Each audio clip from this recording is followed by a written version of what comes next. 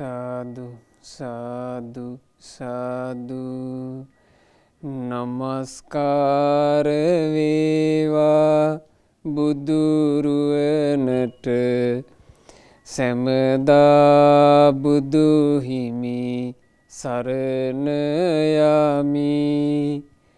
නමස්කාර වේවා දම්රුවනට සැමදා සදහම් සරණ යමි. නමස්කාර වේවා සංඝරුවනට සැමදා මහා සංඝ සරණ යමි. නමස්කාර වේවා තුනුරුවනට සැමදා තිසරණ සරණ යමි. සාදු සාදු සාදු.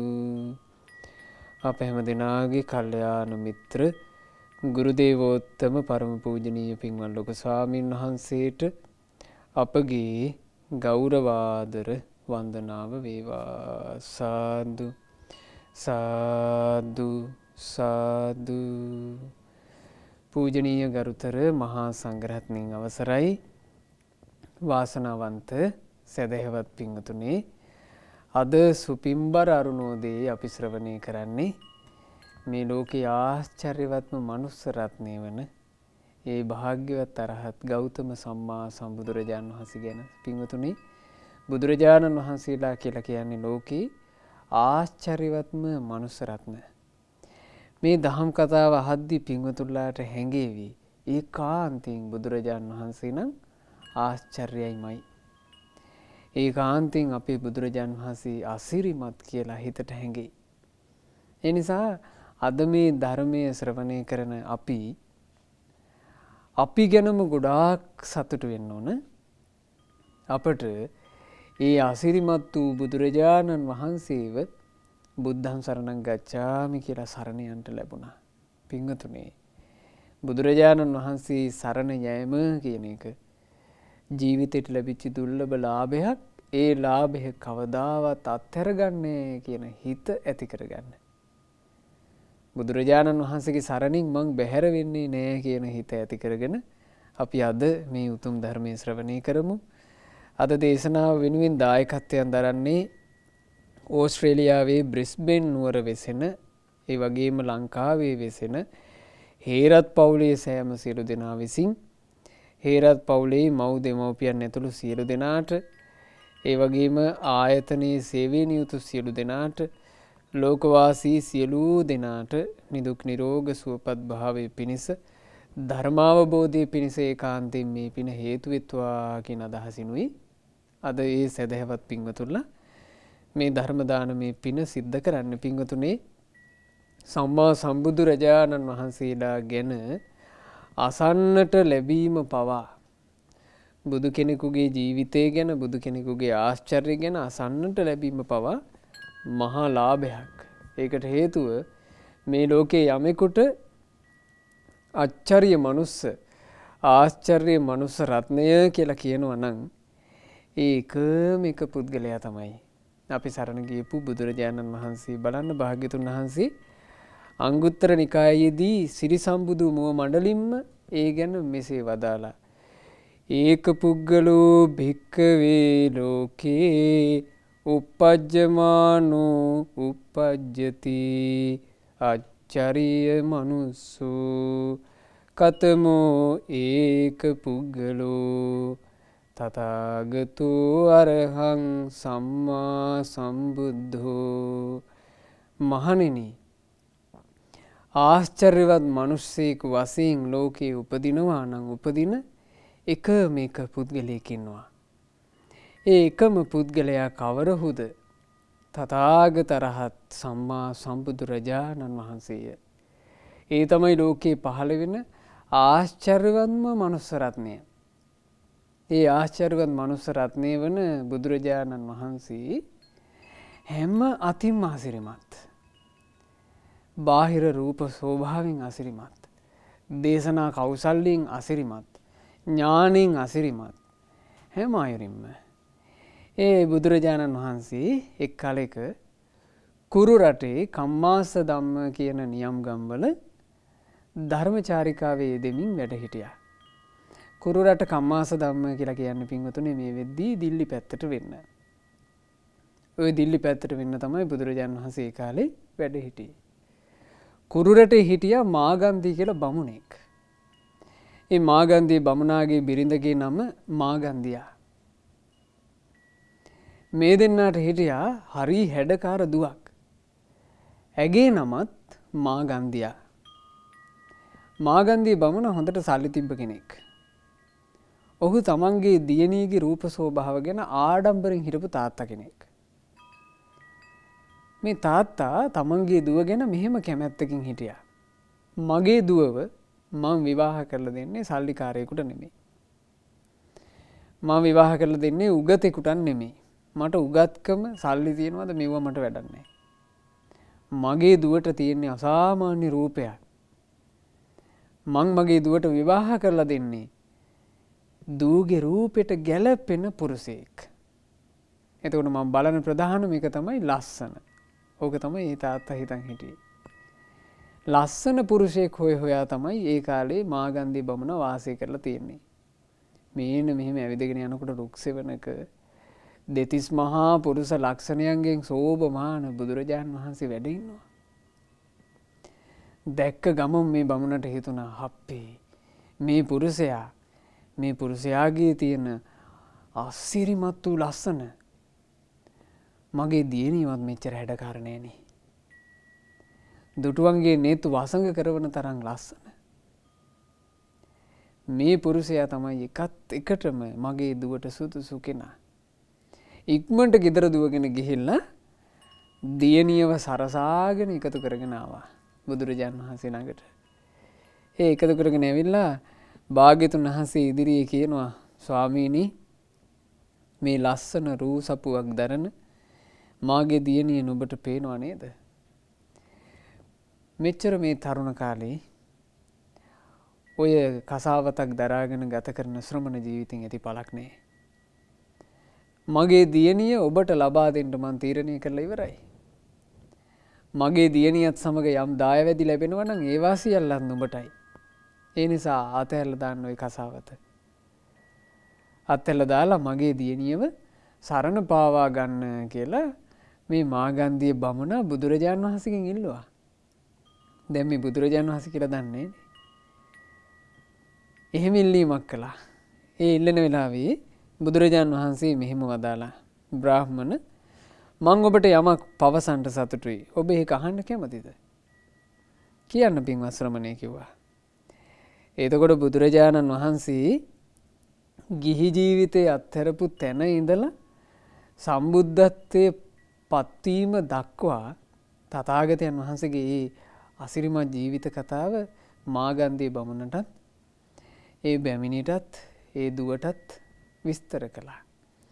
ඒ විස්තර කරනකොට බුදුරජාණන් වහන්සේ වදාලා බමුණ නුඹ දන්නවද තථාගතයන් වහන්සේ මහා බිනිෂ්ක්‍රමණ කරන මොහොතේ අහසේ මාරයා පෙනී හිටියා.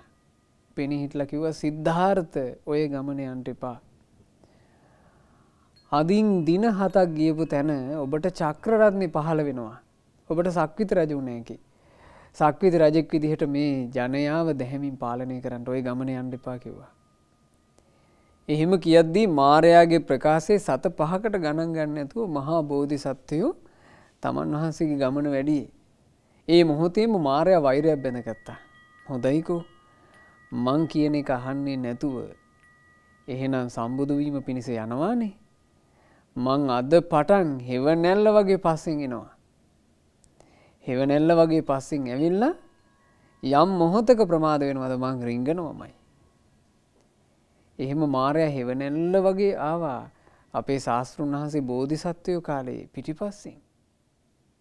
හැබැයි මාරයාට රිංගන්න සිදුරක් කිසිම ප්‍රමාදයක් බුදුරජාණන් වහන්සේගේ ඒ අතිශය අසිරිමත් ජීවිතේ බෝධිසත්වයෝ විදිහට වාසය කරද්දීවත් තිබ්බේ නැහැ. එච්චර සිහියක්, එච්චර නුවණක්, එච්චර වීරියක්.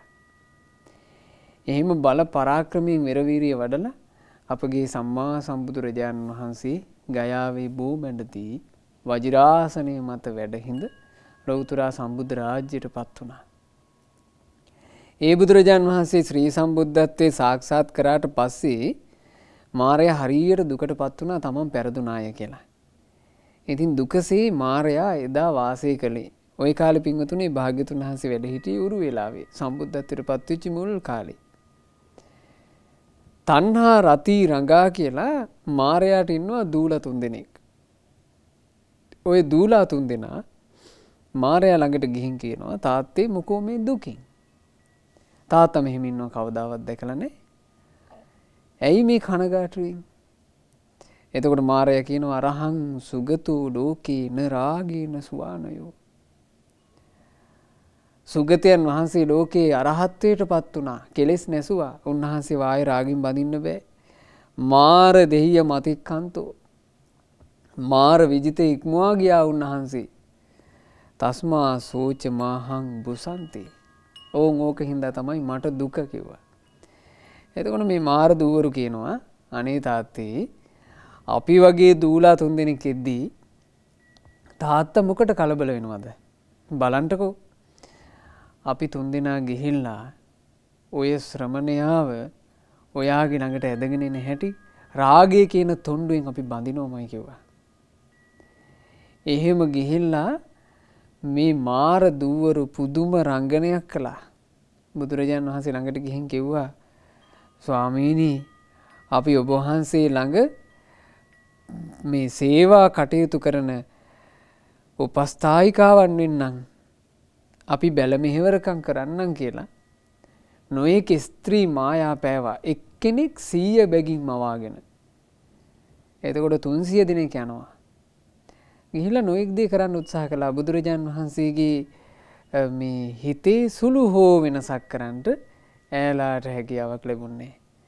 අපේ ශාස්ත්‍රුන් වහන්සේ රාගය දුරු කළ හිතින් සුවසේ වැඩ හිටියා. එතකොට මේ මාර දූවරුන්ට නොයෙක් විදිහේ සංකල්පනා ඇති වෙලා තිනවා. මේ අය හිතුවා ඇතැම් පුරුෂයෝ කැමති අවුරුදු 16 විතර ගෑනු ළමයින්ට නෙමෙයි 20 පැනපු අයට. අපි 20 පැනපු අය විදිහට යන්. ඒ හරි ගියන්නේ. ආයෙ හිතනවා ඇතැම් පුරුෂයෝ කැමති විවාහ වෙන වයස පහු වෙලා විවාහ නොවී ඉන්න අයට. අපි ඒ වගේ අය විදිහට යන්. ඔය එක විදිහට ගියා වින්වතුනි. මාර දීතු සූත්‍රයේ මේ කාරණේ අන්තර්ගතයි. හැබැයි බුදුරජාණන් වහන්සේව කිසිම ආකාරයෙන් කම්පිත කරවන්නට ඒ මාර දූවරුන්ට හැකියාවක් ලැබුණේ නැහැ.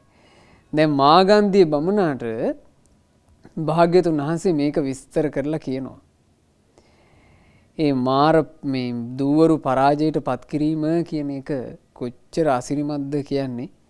ඒ ගැන පින්වතුනේ මාරදිහිතු සූත්‍රයේ අවසන් වෙනකොට රහතන් වහන්සේලා සංගායනා විදි කිව්වේ මෙහෙම.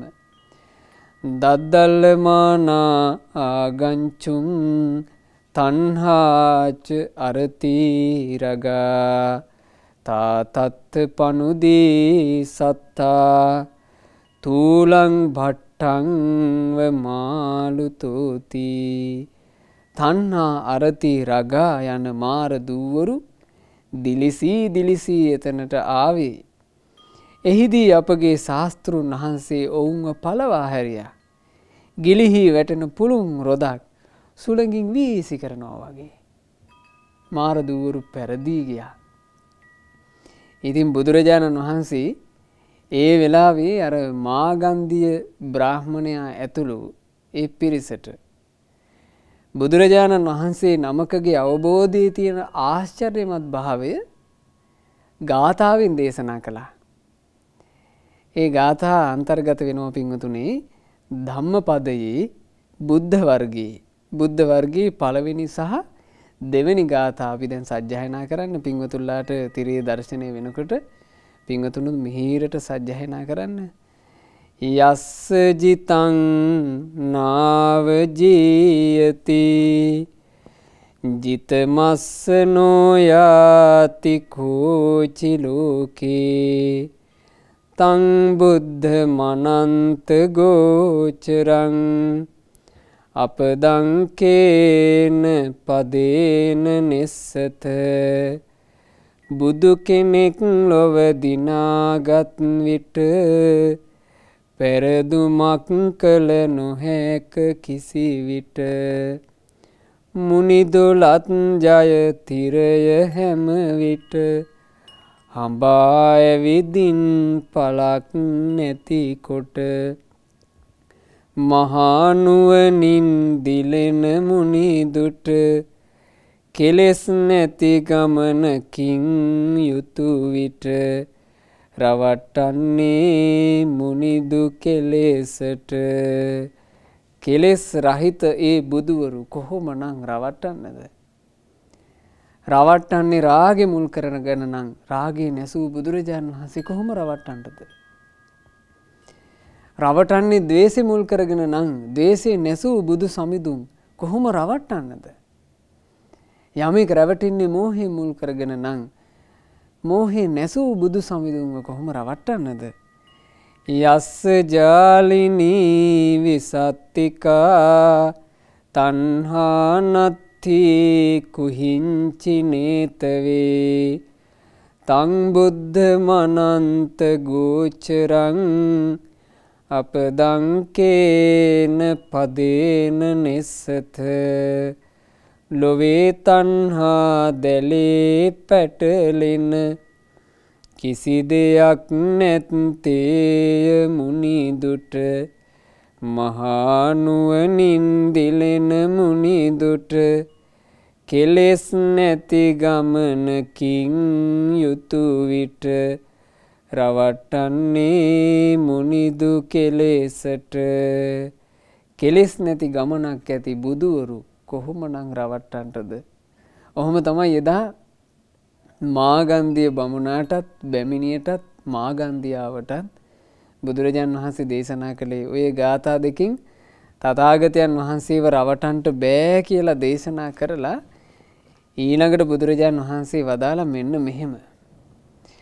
දිස්වාන රතන්හං අරතින් රගංච නාහෝසි චන්දෝ අපි මේ තුනස්මින් කිමේ විදං මුත්ත කරීස පුන්නං පාදාපිනං සම්පුසිතුන් ඉච්චේ. තණ්හා අරති රගා නම් වූ මාරයාගේ දියණිවරු දැක ඇති වුණේ නෑ කිසි කැමැත්තක් ඔවුන් හා වාසයක් කිසි විට. පිරී ගිය මල මූ වලින් මේ කුණු කයක් දුටු විටදී මෙලෙසින් පාදයෙන්වත් පහස ලැබුමට කැමැත්තක් ඇති නොවේ කිසි විට. බුදුරජාණන් වහන්සේ එහෙම වදාලා. එහෙම වදාරනකොට ඉතින් ඔය බණපදේ ඕක ශ්‍රවණය කරලා මාගන්ධිය බමුණාත් මාගන්ධිය බැමිණියත් බුදුරජුන් එක්ක සොඳුරු දහම් කතාවකට වැටුණා. අනාගාමී ඵලය සාක්ෂාත් කළා. හැබැයි මාගන්ධියාවට ධර්මයේ දකින්න ඕන කරන ඥානෙ තිබ්බේ නෑ. ප්‍රඥාව තිබ්බේ නෑ. ප්‍රඥාව නැති පුද්ගලයාගේ තියෙන්නේ මාන්නක්කාරකම, නිහතමානීකම නෑ.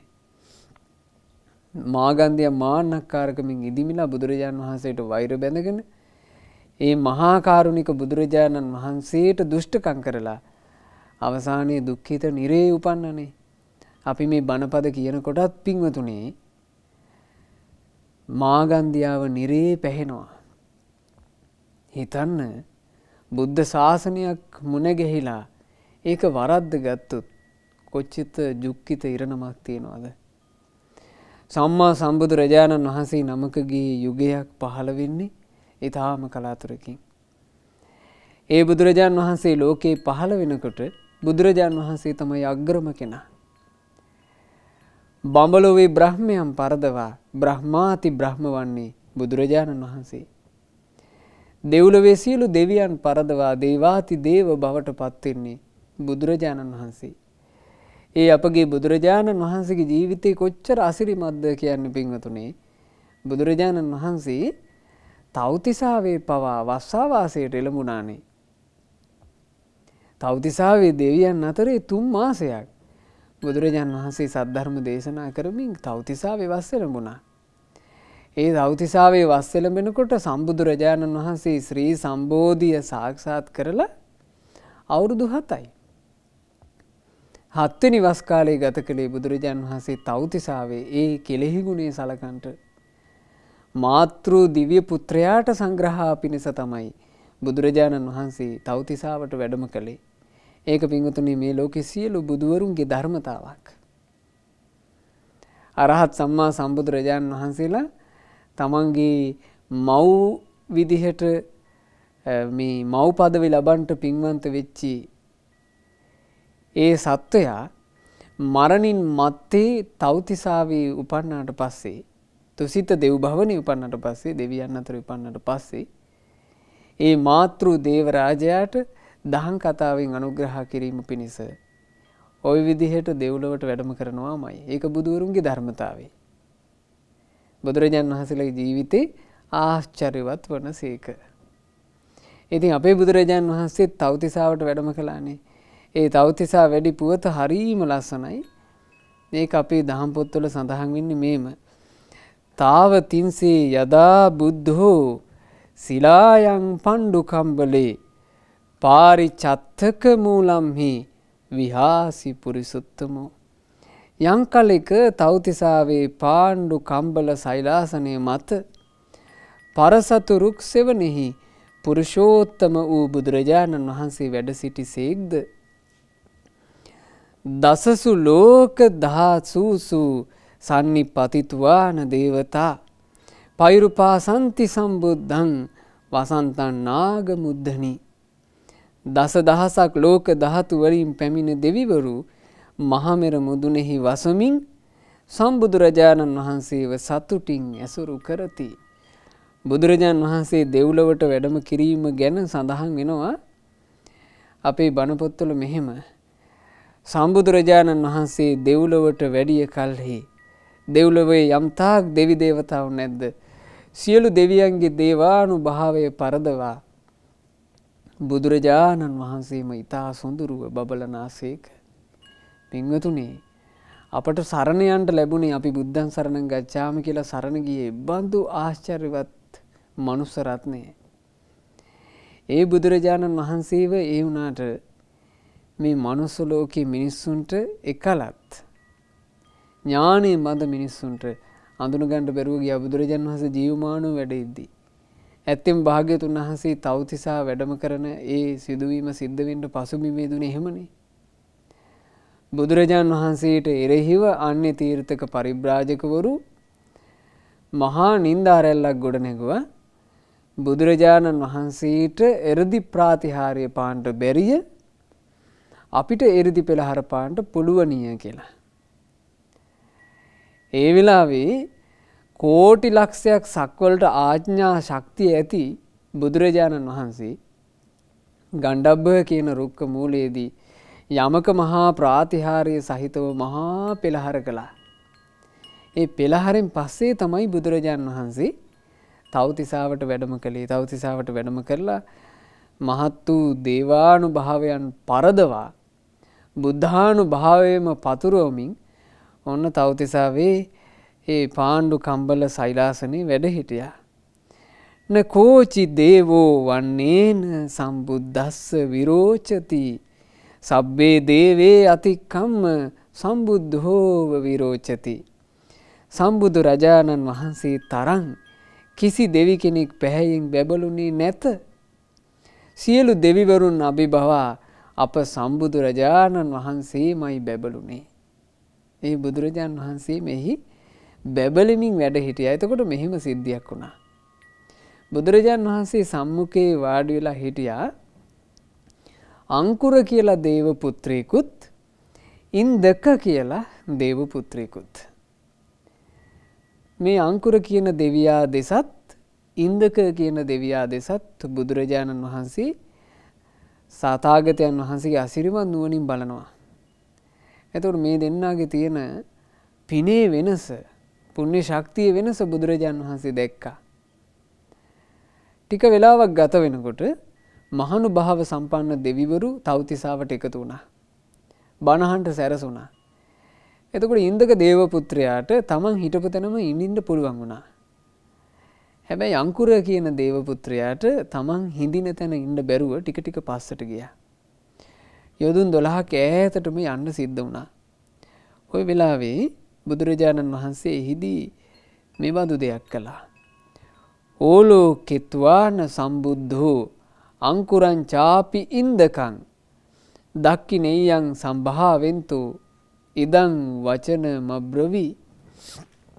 සම්බුදුරජාණන් වහන්සේ අංකුර සහ ඉන්දක කියන දෙව් පුතුන් දැක දක්ඛිනෙය පුද්ගලයන්ගේ ගුණ මතු කිරීම පිණිස මේන්න මේ බඳු වචන වදාලා. මහාදානං තයාදින්නං අංකුරං දීග මන්තරේ අති දූරේ නිසින්නෝසේ ආගච්ඡ මම සන්තිකේ. අංකුරය ඊතා දීර්ඝ කාලයක් මුළුල්ලෙහි ඔබ විසින් මහා දන් දුන්නා නෙව. ඈත දුර හිඳින්නේ ඇයි? මා අසලට පැමිණෙන්න බුදුරජාණන් වහන්සේ මා ආමන්ත්‍රණය කළා. බුදුරජාණන් වහන්සේ ওই විදිහට ආමන්ත්‍රණය කරනකොට මේ භාග්‍යතුන් වහන්සේගේ වචනෙන් ලැජ්ජාවට පත්වෙච්චි අංකුර කියන දේව පුත්‍රයා මේ විදිහට කියනවා උත්තර දුන්නේ. ගැන සඳහන් වෙනවා බණ පොතේ මෙහෙම. චෝදිතෝ භාවිතත්තේන අංකුරෝ ඒතම බ්‍රුවි කිංමයි හංතේන දානේන දක්ඛිනේන ශුඤ්ඤතං. වැඩුණු සිත් ඇති භාග්‍යතුන් වහන්සේ විසින් විමසන ලදුව අංකුර දෙවියා මෙය පැවසුවේය. මාදුන්ගේ දාණයෙන් මට කුමක ලැබුණේද? දක්ඛිනේය උත්තමයන්ගෙන් හිස් වෙලයි මගේ දාණය තිබුණේ. දක්ෂිනාග්‍ර උතුමෝ කියලා කියන්නේ දම් පූජා කරන්න සුදුසු උතුමන්. පින්වතුනි, සංගරුවන වර්ණනා කරනකොට සංඝ මේ ගුණ සිහි කරනකොට සංඝයා වඳිද්දී අපි කියනවා නේද? මේ බුදුරජාණන් වහන්සේගේ ශ්‍රාවක මහා සංගරුවන දක්ඛිනේය වනසේක දක්ෂිනාග්‍රයි. බුදුරජාණන් වහන්සේට කියනවා අග්‍ර දක්ඛිනේය. දම් පිළිගන්නට සුදුසුම උත්තමයා. දම් පිළිගන්නට සුදුසුම උත්තමයා ලෞතර භාග්‍යවත් බුදුරජාණන් වහන්සේ. සමෝ සමෝහි විසමේහි ලෝකේ. ලෝකේ අනිත් හැම දෙනාගෙන් වෙනස් වූ ලෞතර බුදුරජාණන් වහන්සේලා සම්බුදුවරුන්ට පමණක් සම වෙනසේක. මේ ලෝකේ පරලොවත් නොඇලුණු සිත් ඇතිසේක. එබඳු බුදුරජාණන් වහන්සේ තථාගතෝ අරහති පූරලාසං. දායකයාගේ දානේ මහත්ඵල කරවන්නේමය. ඉතින් ඒ බුදුරජාණන් වහන්සේ දක්ෂිනාග්‍ර. බුදුරජාණන් වහන්සේගේ ශ්‍රාවක මහා සංඝරුවනත් දක්ෂිනාග්‍රයි. බලන්න පින්වතුනි, බුදු කෙනෙක් පහළ වීමේ අසිරිය.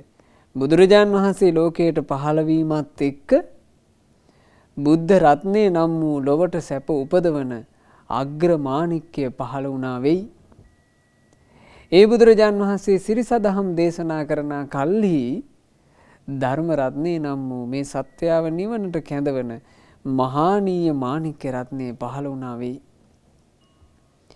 ඒ බුදුරජාණන් වහන්සේගේ ධර්මයේ පිං ඇති නුවණ ඇති ඒ ශ්‍රාවක ජනයා හික්මෙන කල්හි ශ්‍රාවක සංඝරුවන බිහි වෙයි. සංඝ රත්නය ලෝකයට මහා සැපයක් සලසන සංඝ මාණික්ක රත්නය මේ ලෝකයට පහළ වීමේ තමයි තෙරුවන. තෙරුවනම පහළ වෙන්නේ ආශ්චර්යවත් මනුස්ස රත්නය වන බුදුරජාණන් වහන්සේ පහළ වීම නිසා. ඒ අංකුර දේව පුත්‍රයා බලන්න මේ දක්ඛිනේය උතුමන්ගෙන් හිස් වෙච්චි තමන්ගේ දානෙ ගැන කියලා ඉන්දක කියන දේව පුත්‍රයා පෙන්නලා කියනවා. අයංසෝ ඉන්දකෝ යක්කෝ දජ්ජාදානං පරිත්තකං අතිරෝචති අම්හෙහි චන්දෝතාර ගනේ යතා. මේ ඉන්දක දෙවියා ඊතා සුළු දානයක් දුන්නේ. නමුත් තරු පිරිවර මැද සඳක් වගේ අපව ඉක්මවා බබලනවා. ඔය ඉන්දක කියලා කියන්නේ අනුරුද්ධ මහරහතන් වහන්සේට එකම එක බත් හැන්දක් පූජා කරපු කෙනෙක්.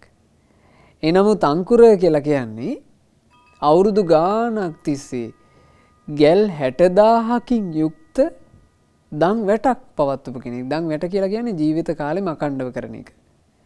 දන් වැටක් කළා. හැබැයි අංකුරගේ දානේ පිළිගන්න පිංගතුනේ සංඝයා වැඩ හිටියේ නෑ. බුදු රජුන් වැඩ හිටියේ නෑ. දානේ මහත්ඵල කරවන්ට අනුත්තර පුණ්‍ය ක්ෂේත්‍රයක් ඒ කාලේ ලෝකෙ තිබ්බේ නෑ. සතුටු වෙන්න ඕන තෙරුවන් සරණ මුණ ගැහිම ගැන. අපිට අද රහතන් වහන්සේලා සිහි කරගෙන සංගරුවනට දම් පුදන්න පුළුවන්.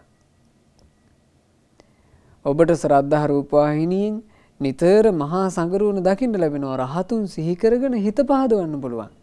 අනේ කල කෙලෙස් නැසූ රහතන් වහන්සේලාත් මේ විදිහට නේද රහතුන්ගේ දජේවන සිවුර දරාගෙන වැඩ හිටියේ. මේ බඳු උතුමන් දකින්න ලැබීමක් කොච්චර ලාභයක්ද කියලා. දැන් අපි එකට භික්ෂුන් වහන්සේලා වාසය කරනකොට අපේ අසපුවල අපිත් ඒ විදිහටයි එකිනෙකා දකිද්දි හිත පහන් කරගන්නේ. අනේ කල රහතුන් වැඩ හිටපු යුගයේ වුණත් අරහත්ත්වයේ කියන එක බාහිරයට පේන්නේ මේ වගේ නේද සංගරුවන වැඩ හිටියේ. මේ බඳු උතුමන් දැක දැක ඉන්න ලැබීම මට කොච්චර ලාභයක්ද කියලා අපි සතුටු වෙන්න ඕන. බුද්ධ ශාසනයක් නිසා මේ ඔක්කොම ආශ්චර්යවත් මනුස්ස රත්නයක් නිසා තමයි මේ අසිරිමත් හැමදේම. ඒ නිසා හොඳට හිත පහන් කරගන්න බලන්න මේ සංගරුවන කියන පිරිස ශ්‍රාවක මහා සංඝරත්නය කියන පිරිස කොච්චර ශ්‍රේෂ්ඨද කොච්චර ලොවට උතුම් පින්කෙතක් වෙනවාද කියන්නේ පින්වතුනේ. ගැල් 60000ක දානයකුයි එක දන් හැන්දකුයි කොහොම සසඳන්නද? ඒකත් එක වතාවක් පූජා කරපු දැන් හැන්දකුයි දන් වැටකුයි කොහොම සසඳන්නද? හැබැයි පුණ්‍ය විපාක එනකොට වෙනස් වෙලා. ගැල් 60000කින් දන් දීපු කෙනාට වඩා එකම එක රහතන් වහන්සේ නමකට එකම එක බත් හැන්දක් එක වතාවක් පූජා කරපු කෙනා ඉහළට ගිහිල්ලා. සංගරුවන. ඒ ගැන අංකුර දෙවියා හරි ලස්සන ගාතාවක් කිව්වා. බලන්න මේ ගාථා. උජ්ජංගලේ අතා කෙත්තේ බීජං බහුම් පිරෝපිතං න ඵලං විපුලං හෝති නපිතෝසේති කස්සකං.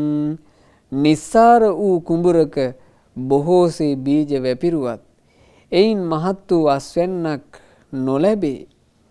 ගොවියාද සතුටටපත් නොවේ. තතේව දානං බහුකං දුසීලේසු පතිට්ඨිතං න ඵලං විපුලං හෝති නපිතෝසේති දායකං. ඒ විදිහමයි දුසීල වූ පිරිසකට බොහෝ සෙයින් දන් දුන්නත් එයින් මහත් පුණ්‍ය ඵලයක් නොලැබේ. දායකයාටද සතුටක් නැත. ඒක පැහැදිලිනේ නේ. නිස්සාර වූ කුඹුරක මහන්සි වෙලා වැපිරුවත් අස්වැන්න සරු වෙන්නේ. කුඹුර නිසරුයිනේ. ඒ නිසා ඒ වගේ තේරුම් ගන්න කියනවා දුස්සීල වූ පිරිසක් උදෙසා යමෙක් දම්පැන් පූජා කරත් මහන්සි වෙලා කෝටි ගණන් වියදම් කළත් ඒ කෙනාට ඒකේ පුණ්‍ය ඵලය මහත්සේ ලැබෙන්නේ නැහැ.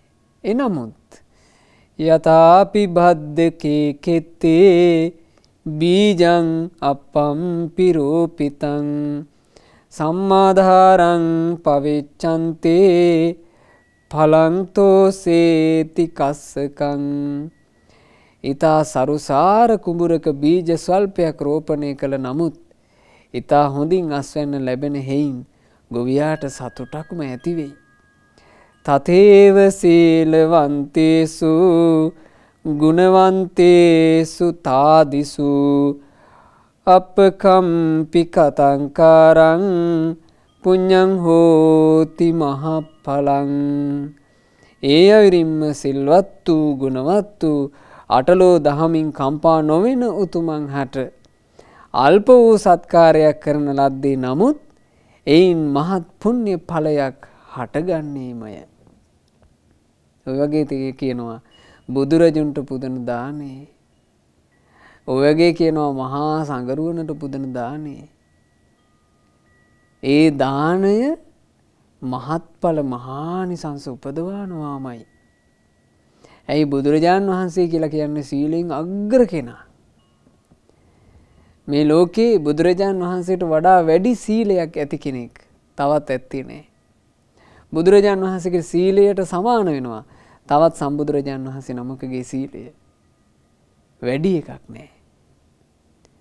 ඒ තමයි බුදුරජාණන් වහන්සේ. ඒ තමයි අපි සරණ ගියපු ශාස්ත්‍රුන් වහන්සේ.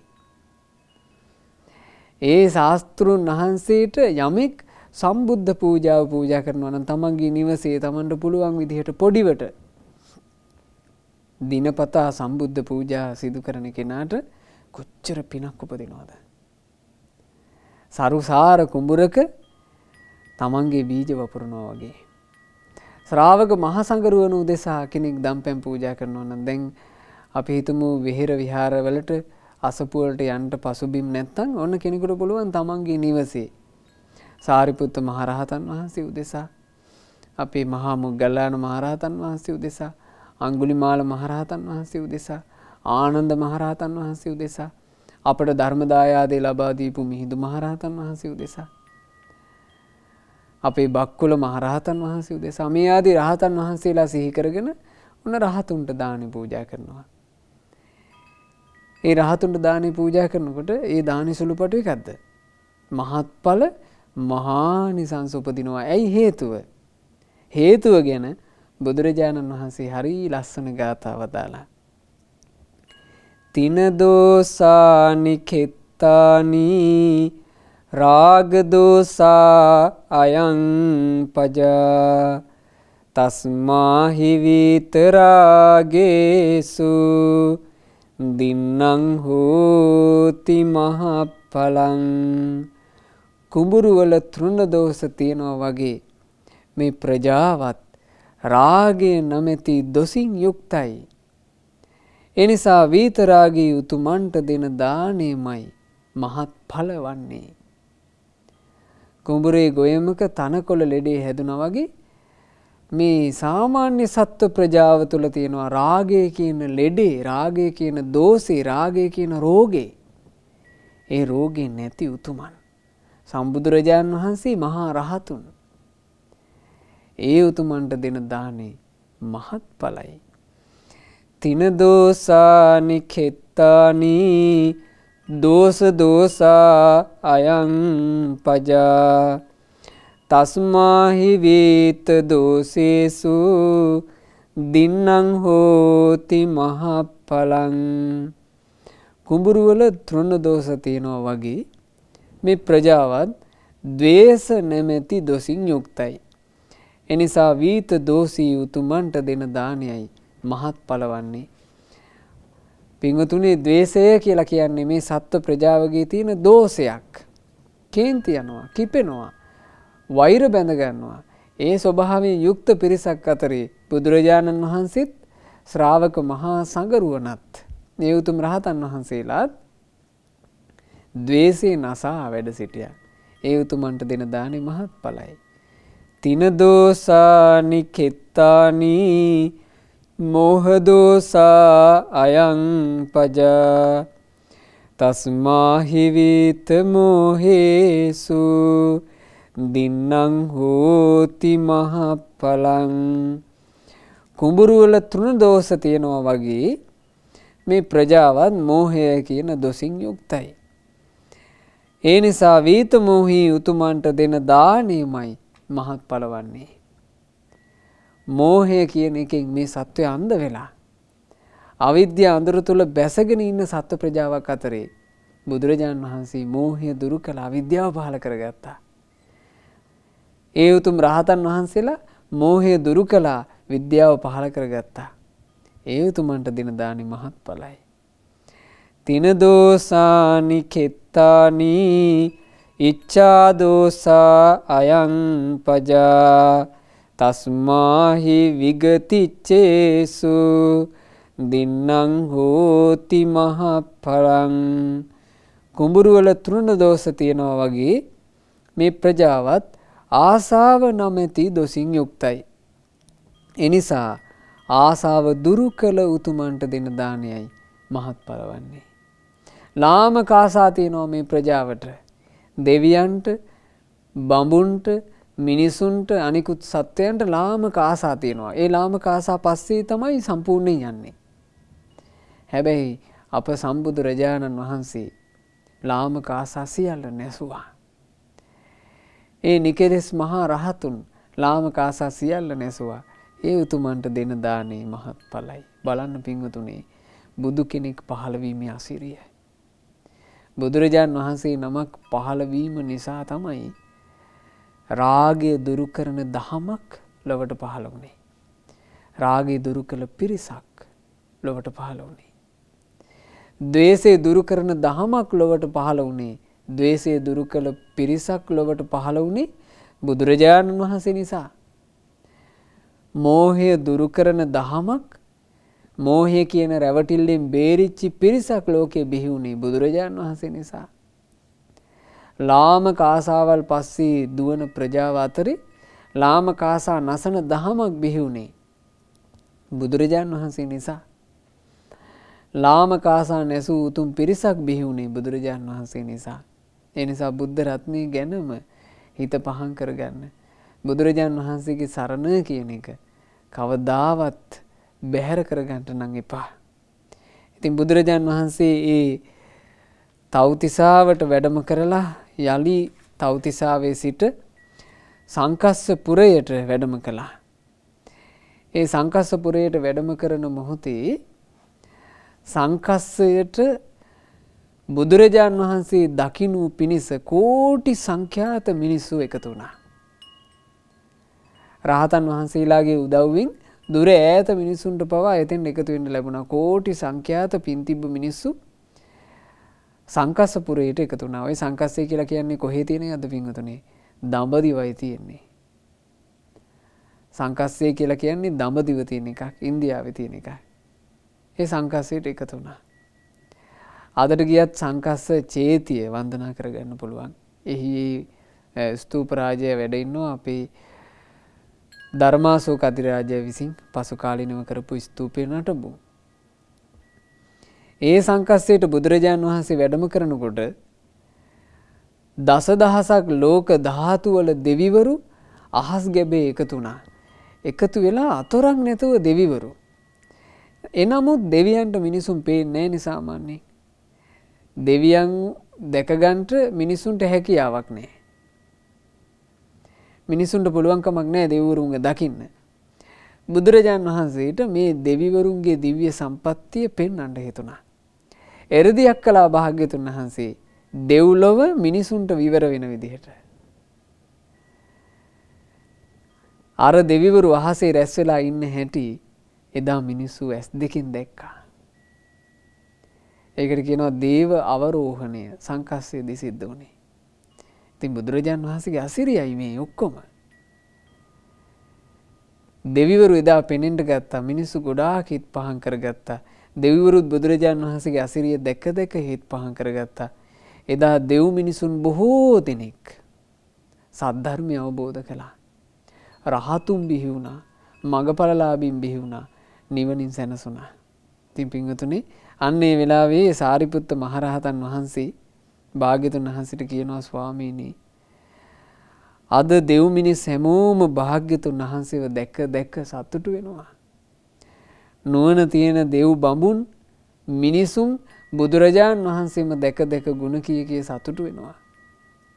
බුදුරජාණන් වහන්සේ වදාලා සාරිපුත්තය මහා ගුණයෙන් සමන්විත වූ බුදුවරුන් දෙව් මිනිසුන් හට ඉතා ප්‍රියමනාපයි තමයි. මහා ගුණස්කන්ධයකින් යුතු බුදුරජාණන් වහන්සේ නුවණ තියෙන, පින තියෙන, වාසනා මහිමේ තියෙන දෙව් මිනිසුන්ට ඒකාන්ත වශයෙන් ප්‍රිය වෙනවාමයි. ये जान पसुताधीरा निकम्मूप समेरता දේවාපිතේ සංපිහයන්ති සම්බුද්ධානං සතිමතං දැහැන් සුවයෙහි රැඳී සිටිනා උතුම් නුවණින් දිලී සිටිනා උතුම් නිවනෙහි ඇලී සිටිනා බුදුවරුන් සිහි නුවණ තිබෙනා දෙවිවරුත් සිහි කරති තුටිනා. දෙවියෝද ඒ බුදුරජාණන් වහන්සේව දැක අතිශයින් සතුටට පත්වන්නේ. පින්වතුනි, දෙව් මිනිසුන්ට ශාස්ත්‍රූ වූ බුදුරජාණන් වහන්සේව මේ මනුස්ස ජීවිතය අපටත් සරණ යන්නට ලැබුණා. ඒ ගැන හිත හිතා අපි සන්තෝෂයට පත් වෙන්න ඕන. හිතේ අදිෂ්ඨානයක් ඇති කරගන්න ඕන. මේ බඳු අසිරිමත් ගුණ ඇති ලෝකයට ඉතා කලාතුරකින් පහළ වෙන තෙරුවන් සරණේ ආශිර්වාදයේ ලොවට ලබා දෙන ධර්මයේ පිරිසරණ ලොවට සලසා දෙන ඒ බුදුරජාණන් වහන්සේ සරණ යන්න ලැබුණු මේ මොහොතේ මම බුදු සරණින් නම් බැහැර වෙන්නේ නෑ කියන හිත අපේ හිතවල ඇති කරගෙන අපි අදිෂ්ඨානයක් ඇති කරගනිමු. අපටත් ඒ බුදුරජාණන් වහන්සේගේ ශ්‍රාවක ශ්‍රාවිකාවන් බවට පත් වී සම්බුද්ධ ශාසනයේ පිළිසරණ ලබා ගන්නට වාසනාව ලැබේවා. සාදු සාදු සාදු. රැස් කළ උදාරතර පුණ්‍ය ධර්මයන් සියලු දෙවියෝ සතුටින් අනුමෝදන් වෙත්වා. සක්දෙවිඳුන් සතරවරන් දෙවිවරුන් සෙම්පති දෙවියන් ප්‍රධාන සියලු දෙවිවරු සියලු බ්‍රහ්ම කායික දෙවිවරු අප හැම දෙනාගේ ඉෂ්ඨකාමී දෙවිවරු ලංකා භූමිය සුරකින්න සුමන සමන් දෙවියන් ප්‍රධාන සියලු දෙවියෝ පින් අනුමෝදන් වෙලා දිව්‍ය සැපෙන් වැඩෙත්වා දිව්‍ය ආශ්චර්යෙන් වැඩෙත්වා දෙවියන්ගේ නිරන්තර රැකවරණ අපට සලසත්වා දෙවියෝද සංසාර දුකින් අත මිදේවා. සාදු සාදු සාදු. අපගේ ගුරු දේවෝත්තම කල්යාණ මිත්‍ර පරම පූජනීය පින්වත් ලොකු ස්වාමීන් වහන්සේට සියලු පින් අනුමෝදන්ව ගුරු දේවයන් වහන්සේ නිදුක්ව නිරෝගීව දීර්ඝායුෂ සම්පන්නියම ලබත්වා ගෞතම සාසනය තුලම උතුම් වූ චතුරාර්ය සත්‍ය ධර්මය පරිපූර්ණ වශයෙන්ම අවබෝධ කරන්ට වාසනාව ලැබෙත්වා. සාදු සාදු සාදු. අද දවසේ ධර්ම දානමය පින්කම සිදු කරන ඒ සුපින්වතුන්ලා බලාපොරොත්තු වෙන ආකාරයෙන්ම හේරත් පවුලේ මව් දෙමාපියන් ඇතුළු ඒ සෑම සියලු දෙනාගේ නමින් යන්තාක් මිය පරලොව යන්ට යෙදුණු ඥාතීන් හිත මිත්‍රාදීන් වෙද්ද සියලු ඥාතීන්ට මේ සියලු පින් අනුමෝදන් වෙත්වා. පින් අනුමෝදන්ව ඥාතීන්ගේ පරලොව ජීවිත සැපයෙන් සැපයටම පත්වෙත්වා.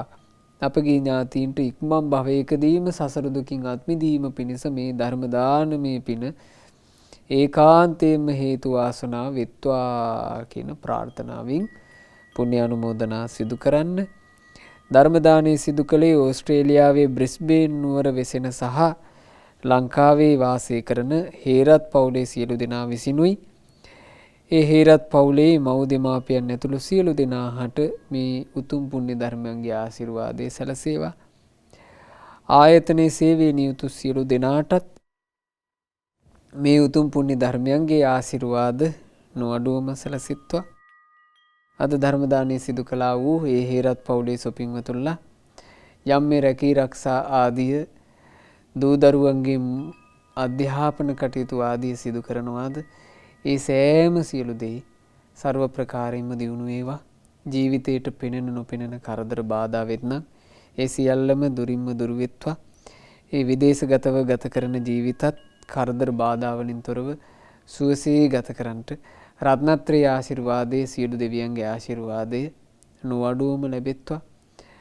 ධර්ම දානය සිදු කළා වූ සුපින්වතුන්ලාටත් ශ්‍රද්ධා මාසික ධර්ම දාන සමාජික පින්වත් හැම දිනාටත් ශ්‍රද්ධා රූපවාහිනියේ කාර්ය මණ්ඩලයේ පින්වතුන්ලා සියලු දෙනාටත් ධර්මයේ ශ්‍රවණය කළා වූ ඔබ හැම දිනාට මේ දුර්ලභ මනුස්ස ජීවිතේ ඊටාම දුර්ලභ මුණ ගැහුණා වූ බුදුරජාණන් වහන්සේගේ සරණ, ධර්මයේ සරණ, සංගරුවනේ සරණ කිසි විටකත් බැහැර කොට නොගෙන තෙරුවන් සරණ තුළම ජීවිතේ ආරක්ෂා කරගන්න ලැබේවා. තෙරුවන් සරණ රැක ගැනීම පිණිස නිරතුරු කල්යාණ මිත්‍ර සත්පුරුෂ ඇසුරම ලැබේවා. සුවසේ පින් කරගන්නටත් ලැබේවා. ගෞතම සාසනය තුල ධර්මාවබෝධයෙන් සැනසීම පිණිස හැම දිනාට වාසනාව ලැබෙත්වා. හැම දිනාටම තෙරුවන් සරණයි. නමෝ බුද්ධාය. මෙවැනි වටිනා ධර්මදේශනා ශ්‍රවණය කිරීමට ශ්‍රද්ධා ඩේලි YouTube චැනලය සබස්ක්‍රයිබ් කරන්න.